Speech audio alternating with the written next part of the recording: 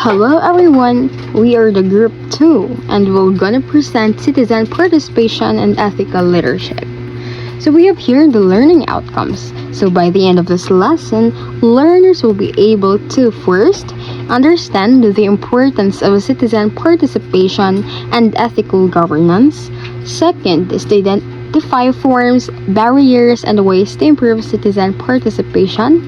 Third, explain the principles and challenges of ethical governance. Fourth, analyze how citizen involvement supports ethical governance. And last is to apply knowledge through case studies and propose practical recommendations. Hi everyone, my name is Bea Elaine Alcosiba and I will be explaining to you what is citizen participation. So it is defined as the process by which public concerns, needs, and values are incorporated into decision making. So this basically means nga ang process kagaingon diri is structured or methods that allow the citizens to influence decision making. So this ensure also that the decision made by the governing bodies reflect the actual needs sa katong mga tao nga ilahang gina-servan. Now, I will be explaining the importance of citizen participation because I already explained what is citizen participation. So first, it is an important part of democracy. So look at the second paragraph. Why it is important? Because administrative agencies make numerous decisions, daghan jud og decisions, like numerous, that affect the public. That is why importante ang citizen participation because they will gonna have to give their voices, their concerns, their proposals to that kind of decision. Okay, of course, if ikaw ang maapektuhan, then you feel that you need to contribute. Kay kung unsa man ilang himuon dira, maupod ang mo effect sa imuha. So importante kayo ang citizen participation.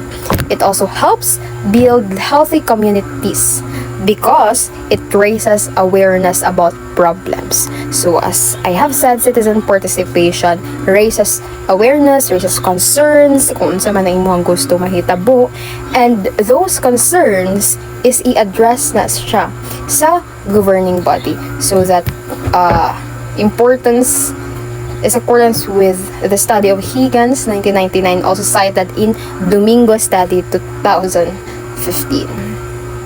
So now we will be discussing the legal basis of citizen participation because dili man ta makaingon nga ang citizen participation himo-himo lang na siya, but nadyo na siya yung legal basis. So first, it is stated in 1987 Constitution under Article 2, Section 1. Sovereignty resides in the people, and all government authority emanates from them, meaning from them, from the people.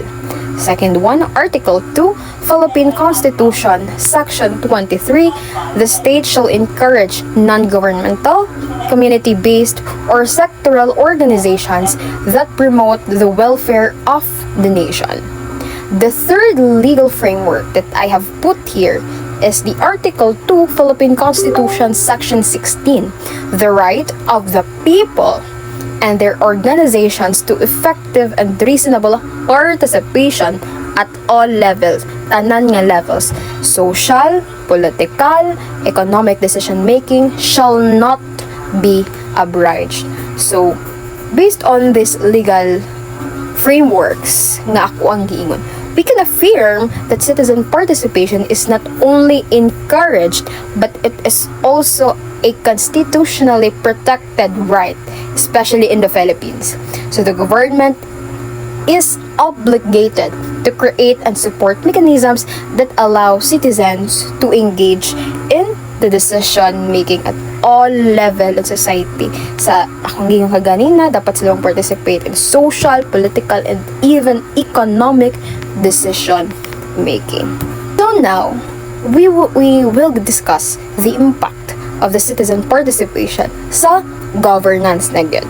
So, participatory governance such as citizen participation can give people a sense that their rights are being respected.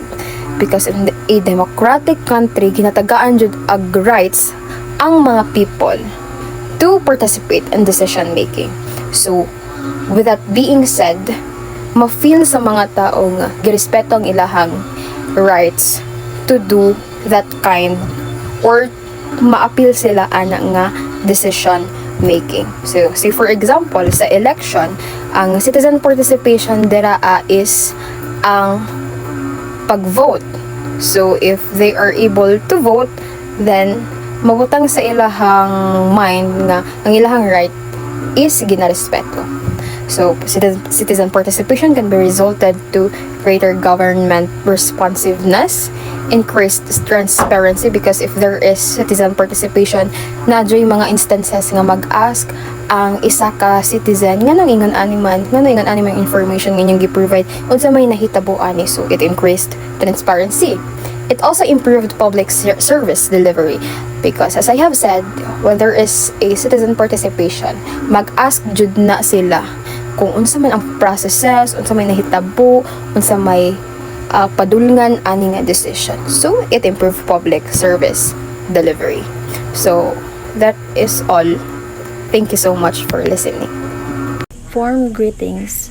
I am Hannah Katrina Torregosa.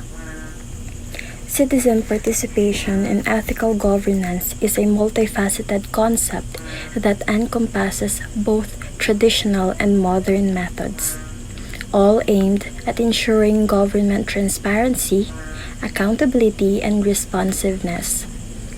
Active citizen involvement is not only a right, but also an ethical obligation, essential for fostering democratic values and combating corruption.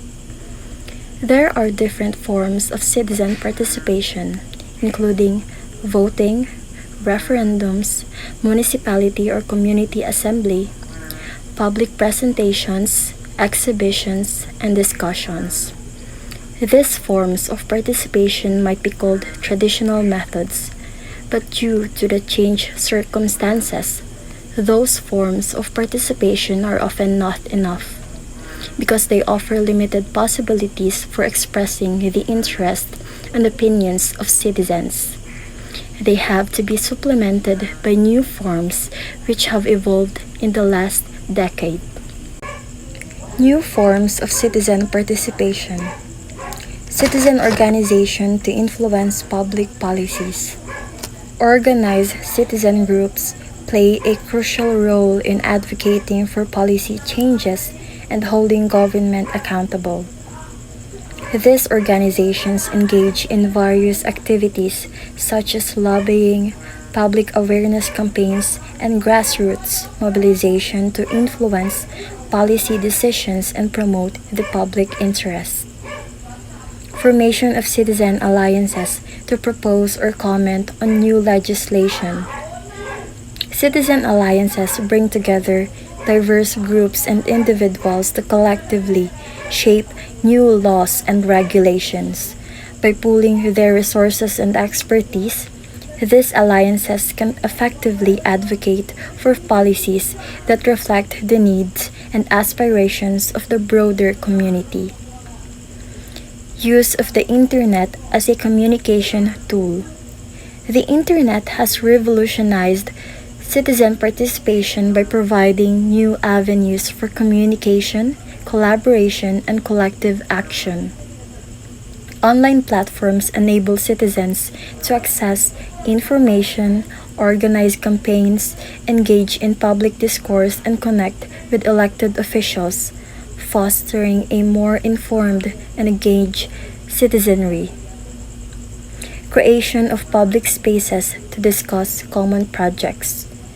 Public spaces, both physical and virtual, serve as vital hubs for community engagement and collaboration. These spaces provide opportunities for citizens to come together, share ideas, and work collectively on projects that benefit their communities, fostering a sense of shared purpose and civic responsibility. Good day everyone, I am Jamala Bibancales and today I'll be discussing a crucial topic in public administration and community engagement. The barriers that prevent citizens from active participating in governance and decision-making process. While many programs aims to be inclusive, several challenges still limit meaningful involvement, especially among marginalized groups. First, we have awareness.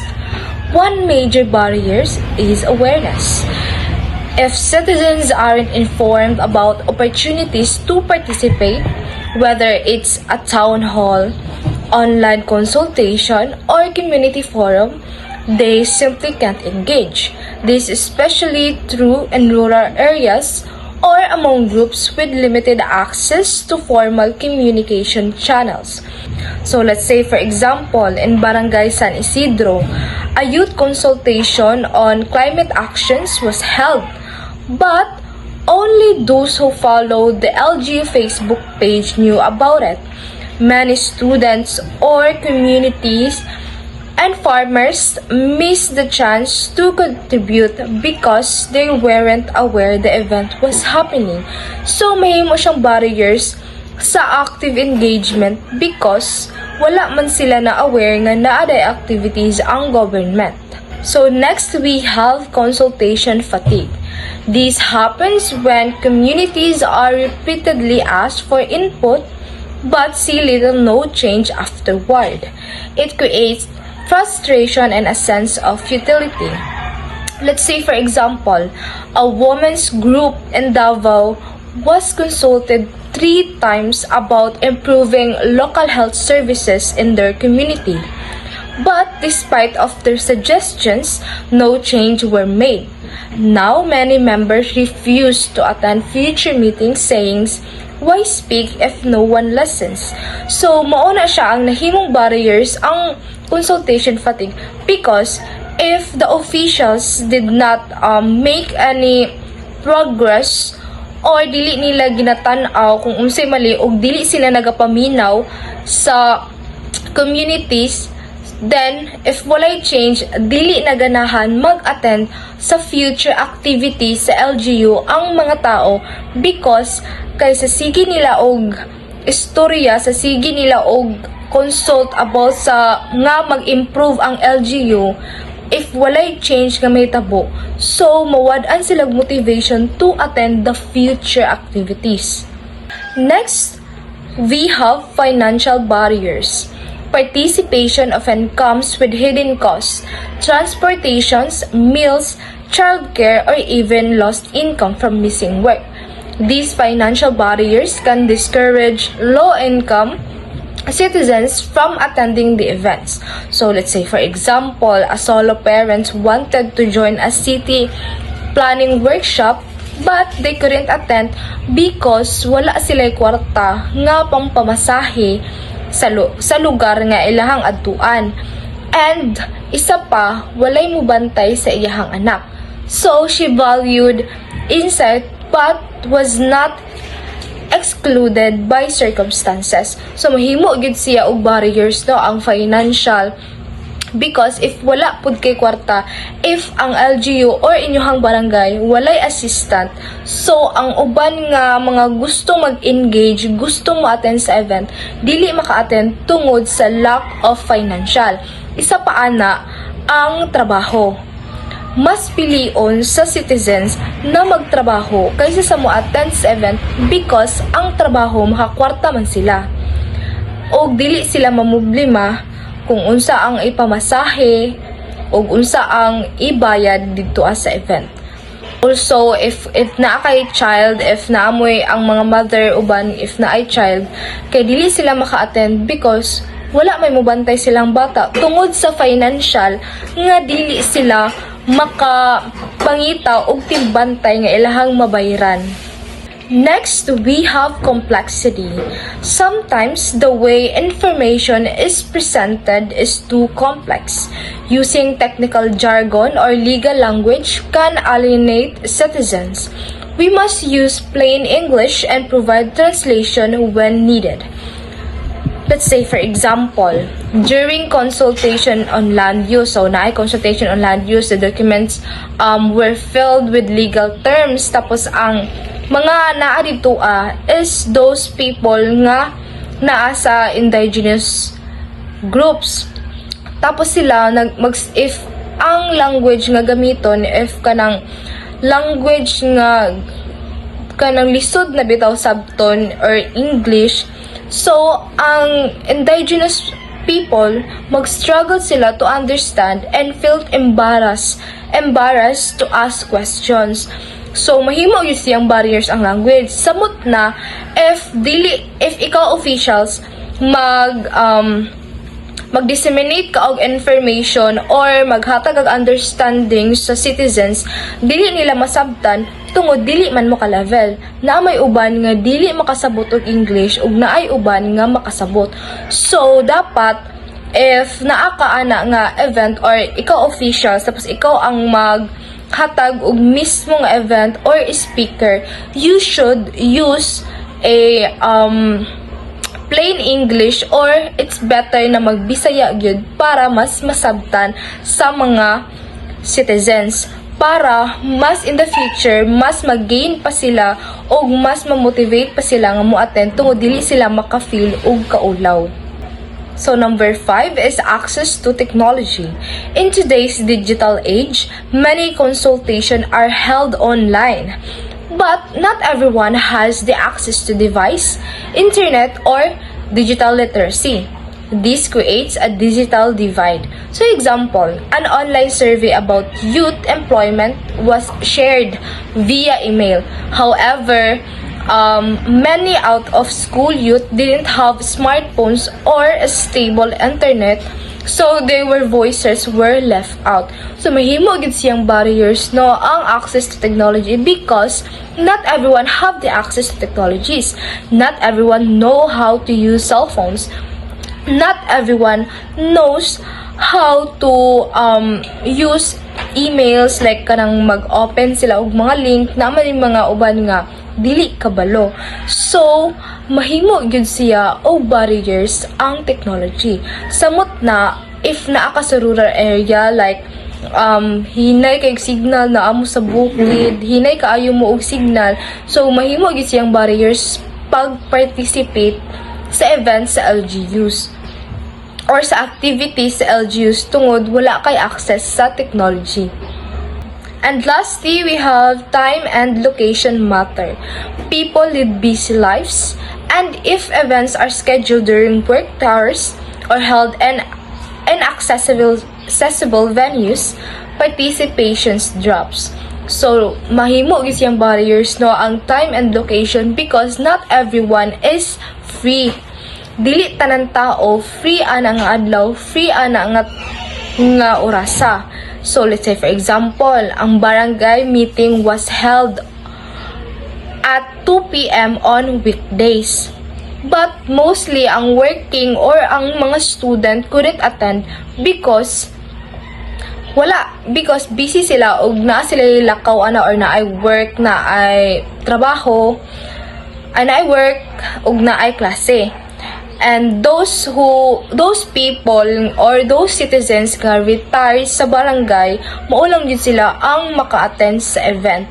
A weekend or evening schedule might have allowed broader participation. So nahimo gyud siyang kanang barriers ang time and location because dili magud nato ma-please ang everyone to attend kung naa sila busy. Samot na ang mga students, like let's say for example sa ato ang barangay kanang sa ASKE na mag-implement sila og linggo ng kabataan, but walay mga tent tungod sa kabisi sa mga students. Mahimo gyud siyang barriers ang time and location if dili ka mag-set og time management. Tapos ang kana pong mga workers, dili sila maka-attend tungod mas unahon Manila ang trabaho. And busy pud sila ana nga adlaw o wala sila time to attend the event.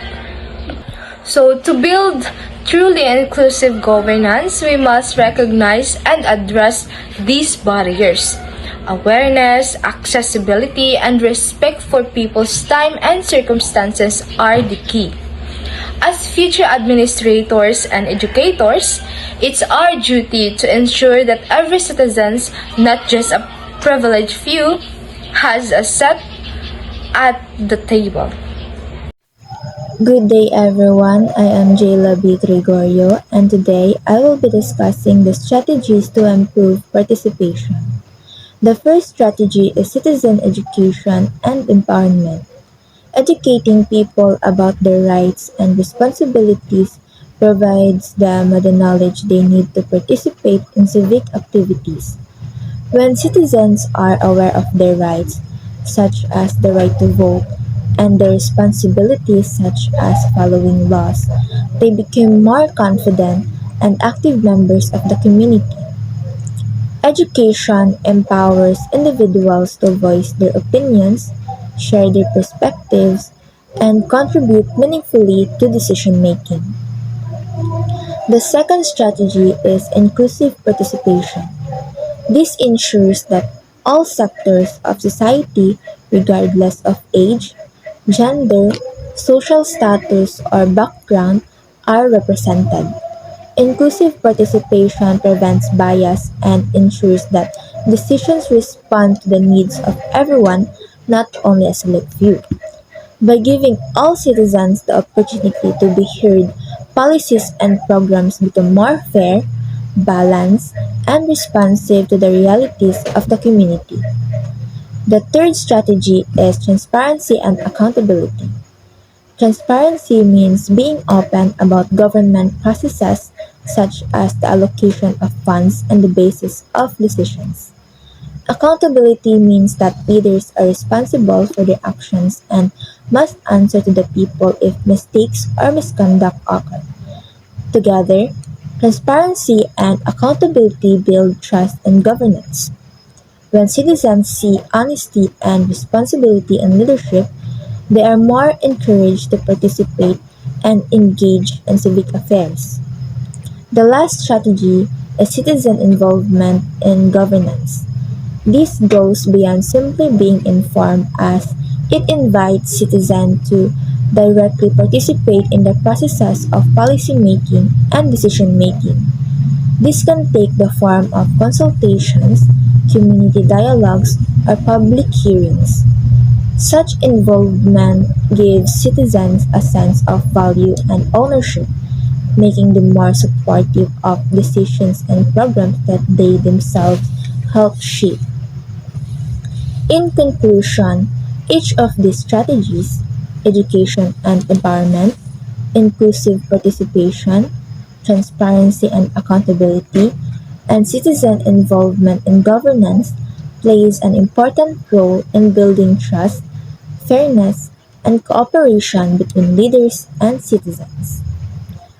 And to end the discussion, I would like to ask, among these strategies, which one do you believe is the most effective in improving citizen participation and why? Good day everyone, I'm Christian B. Visilia from BP2A and today we will dive into the certain topic which is ethical governance. But first, please answer this question. In your own opinion, how do we impose ethical governance and why does it matter? To avoid being spoiled, please pause this video. Okay, thank you. Now let's proceed with the praise. What is ethical governance and why does it matter? And also, what are the key principles of ethical governance? Basically, ethical governance is the system by which organizations are guided to act ethically and in the interest of all stakeholders. It goes beyond legal compliance, emphasizing values like integrity, fairness, transparency, accountability, and public good. It involves embedding ethics into decision-making, oversight, stakeholders' involvement, and responsible use of power.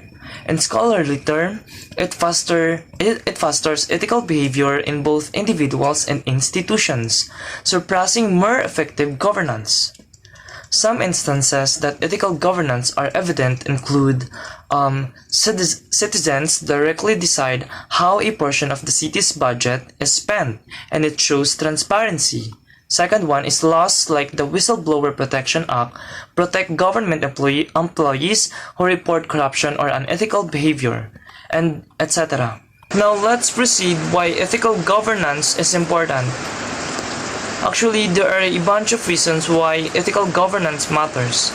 The first one is trust and legitimacy.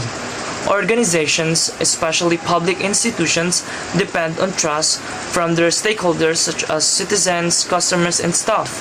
And ethical governance helps build and sustain that trust because people believe decisions are fair, transparent, and accountable. The second one is risk mitigation. Corruption, misuse of power, conflict of interest, and unethical behavior are risks to institutional effectiveness and reputation, and ethical governance helps prevent or reduce this risk. The third one is fairness and equity, ensuring decisions do not excessively favor a few individuals and that disadvantaged or marginalized groups are considered in policies and resource allocations. This helps promote social justice. The fourth one is sustainable decision making. Ethical governance looks beyond short-term gain to long-term effects on people, environment, and institutions. It supports resilience and future well-being. The fifth one is effectiveness and performance. When stakeholders believe in the organization, cooperation tends to improve, and transparency and sound ethical culture tend to reduce wasted resources and conflict. Also, it helps in attracting and retaining talent. And lastly, accountability and oversight. Ethical governance ensures that those in power are answerable for their actions, that there are mechanisms to check abuse, and that decisions can be evaluated and revised. There are also key principles of ethical governance. The first one is integrity. It means acting consistently with moral and ethical values, avoiding corruption, dishonesty, and conflicts of interest. Second is transparency. It ensures openness in decision-making processes, sharing relevant information with stakeholders. Third is accountability. Holding individuals and institutions responsible for their actions and decisions, establishing clear lines of oversight.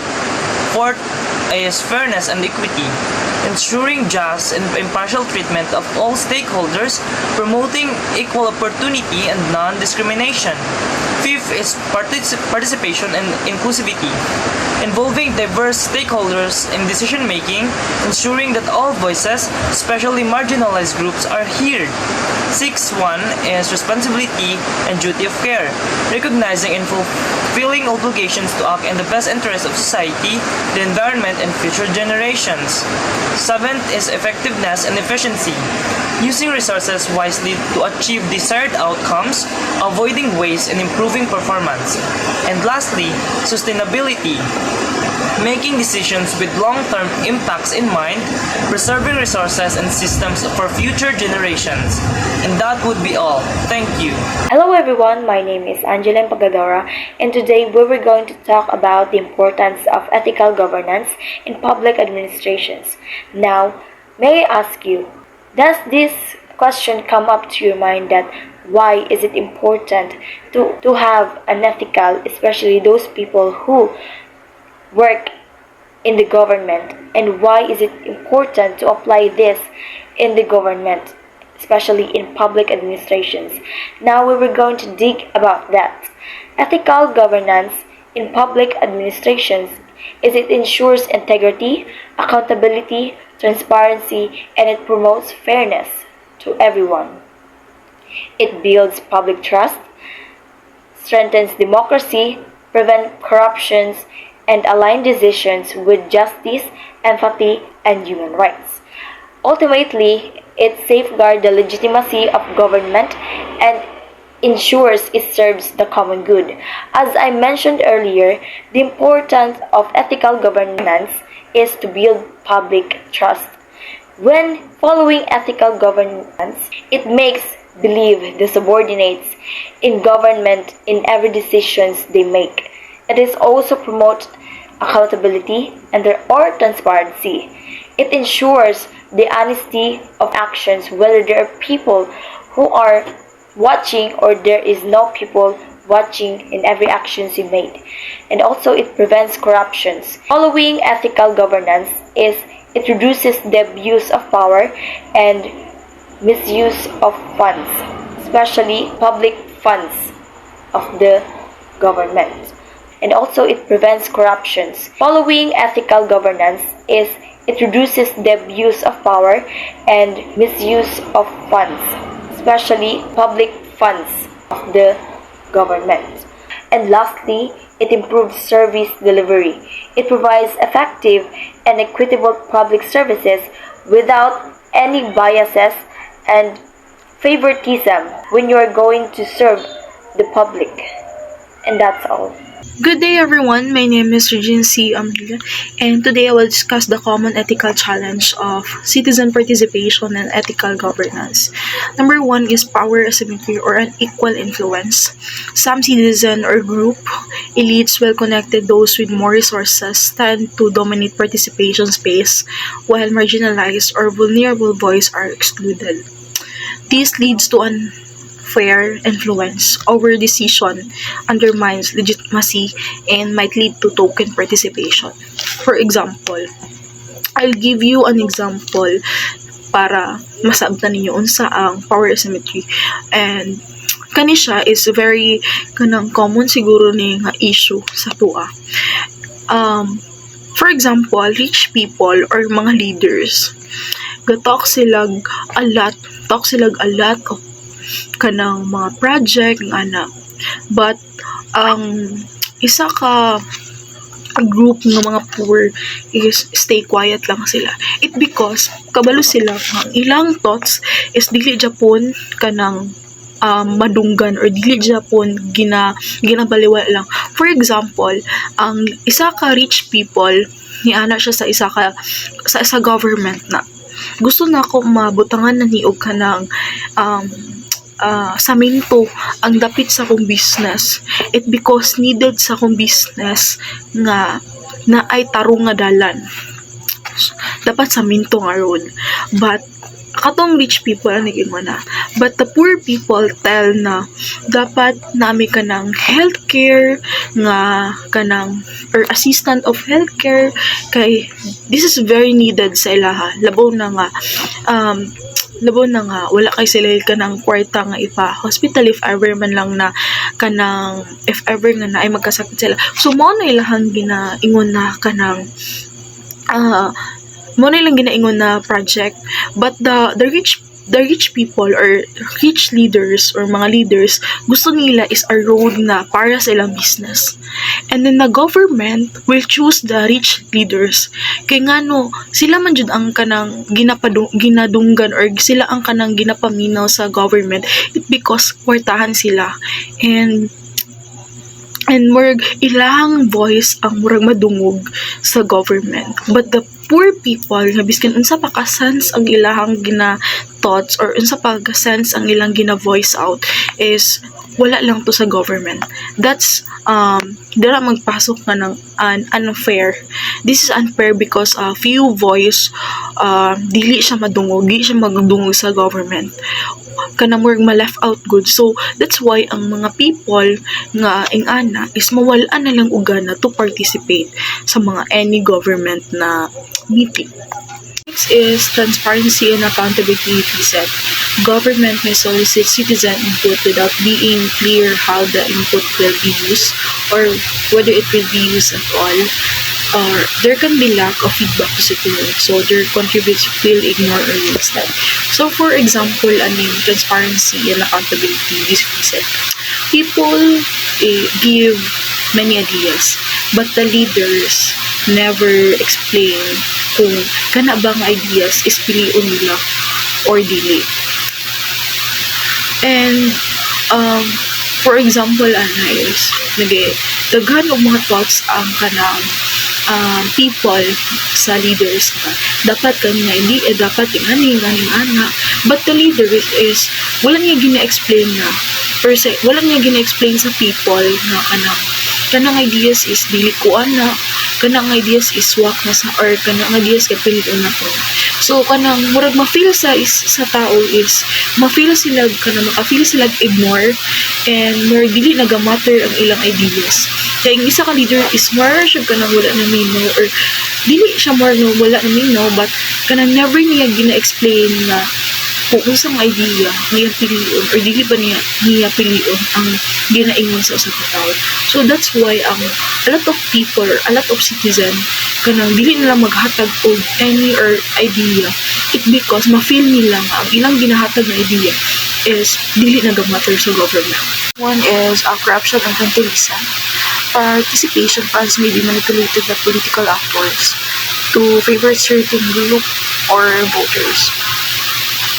For example, leaders, ang government, nag-pick lang sila og project only for their friends and kanang supporter.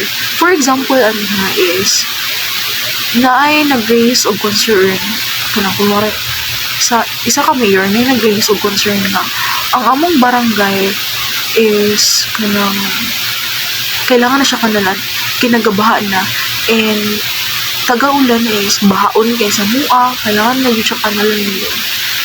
And ana ra mayor, sige ana, but na isa nag-raise of concern na close friend kay sa mayor, naningon na mayor kanali mo ang barangay di kay kanang murag bahaon na naman tuwer kanang dili na nag-aga sa tubig, basin pag-abot sa ulan is bahaon niya.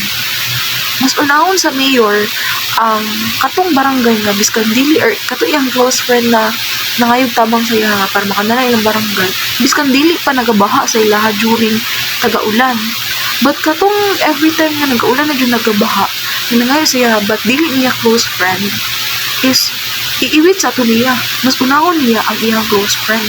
So in ana ano ka ng corruption and clientelism, this is very unfair sa everyone, kaya naman everyone should benefit miskan pag close mo or dili sa government. But sa tuang panahon karon, supposedly jud in ana gyud nagmahitabo kung kinsa duol sa heart, mas mao jud na murag gina-invalidate jud niya tong mga people nga dili duol sa iya. Good day. I am Brittany Aliones, and my assigned topic is how to promote ethical governance. So, here are some key ways to promote it. First is the transparency. Transparency make decisions, budgets, and processes open and accessible to the public. And the second one is the accountability. Accountability holds the officials responsible for their actions through laws, audits, and oversight bodies. Third is the rule of law. It ensures that everyone, including leaders, follows the law without exception. Fourth is the participation. Participation encourages citizens to engage in decision-making, consultations, and policy-making. Fifth one is the ethical leadership. Leaders must serve as the role models of honesty, fairness, and justice. So, anti-corruption measures. Anti-corruption measures strengthen policies and institutions that detect and prevent corruption. And the last one is the capacity building. Capacity building train public officials and employees on ethics and governance practice. Good day everyone, I am Nicole Jane D. Abalos from BPA 2A, and now I will discuss the relationship between citizen participation and ethical governance. So citizen participation means people are involved in government decisions, while ethical governance means leaders act with honesty, fairness, and responsibility. So these two are connected because the more people participate, the more ethical the government becomes. So now, let me explain this relationship through the key points. But before I proceed with the key points, let me first ask a question to everyone. So how can citizen participation help make our government more honest and fair? So now, let me explain this relationship through the key points, and let's start with the first point, which is the transparency. Transparency, citizens see how decisions are made and reducing corruptions. So when citizens are included, the government is more open in showing how decisions are made. So this openness can reduces corruptions because leaders knows that the people are watching their actions. So the next point is the accountability. So leaders are answerable to the people. So participation makes leaders answerable to the people. They cannot just make decisions for their own and their personal interest because they have to explain and justify their action to the public. So next is the responsiveness. So government listen and act on citizens' need. So responsiveness means that the government pays attention to the concern of the people and takes actions. So when citizens participate, leaders are guided by real needs and are pushed to respond quickly and fairly. So this shows that the governance is not only ethical but also a people-centered. Another important point is trust. So people believe more in government when their voices are heard. So ethical governance grows when people trust their leaders. So citizens' participation can build trust because citizens feel respected and heard. So it makes them believe more in the government. So next is we also have the fairness. So everyone, even the marginalized groups, gets included. So participation ensures that everyone, even the marginalized or less powerful groups, has a chance to be included in decision making. So this shows fairness, which is an important part of ethical governance. And lastly is the better decisions. So policies improve with citizens' input. So when the government listens to the citizens, policies improve because they are based on real needs and concern. So this leads to decisions that are not only more effective but also more ethical. So in summary, citizen participation makes governance more open, fair, and trustworthy. It also leads to better decision, showing that people's involvement is important for ethical leadership. Good day everyone, I am Princess Alvarezon. So here is the conclusion of our topic. The citizens' participation is a key to a strong and honest government. When people are informed, included, and encouraged to share their voices, leader becomes more transparent, accountable, and fair. These build trust, improve services, and help communities grow together. Working hand in hand, citizens and government can create better decisions and for a more ethical society. To strengthen both citizen participation and ethical governance, here's the following recommendation. First, government officers should share information clearly by posting budgets, plans, and rules in places where people can easily see them, such as websites, social media pages, and community bulletin boards. Second, we need to hold regular public consultations like town halls meetings, online forums, and surveys, making sure youth and women are marginalized groups are included in decisions before decisions are made. Lastly, it is important to ensure leaders are accountable by requiring them to report how they use public funds and what results they have achieved and to make these reports accessible so citizens can track progress. That's all. Thank you.